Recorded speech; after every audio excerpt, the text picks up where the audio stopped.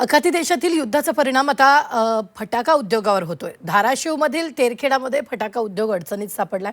फटाके बनवण्यासाठी लागणारा गंधक, सल्फर आणि ॲल्युमिनियम पावडर याचे दर तब्बल तिपटीने वाढलेत. कच्चा माल महागल्यामुळे उत्पादन ठप्प होण्याच्या मार्गावर आहे. त्यामुळे येणाऱ्या सणांमध्ये फटाके महागण्याची शक्यता व्यक्त करण्यात आली आहे. तर युद्धापूर्वी घेतलेल्या ऑर्डर्स आता जुन्या दरात पूर्ण कराव्या लागत असल्यानं उत्पादकांना मोठा तोटा सहन करावा लागतोय. युद्धाचा खूप मोठा परिणाम झालेला आहे. फटाका उत्पादन करण्याचे फॅक्टरी आहेत, सर्वजण या युद्धामुळे रॉ मटेरियलची किमती वाढल्यामुळे अडचणीत आलेले आहेत. कारण गेले 2-3 महिन्याखाली सर्व कारखानदारांनी फटाक्याची ऑर्डर घेतलेल्या असतात, ॲडव्हान्स घेतलेला असते बुकिंग.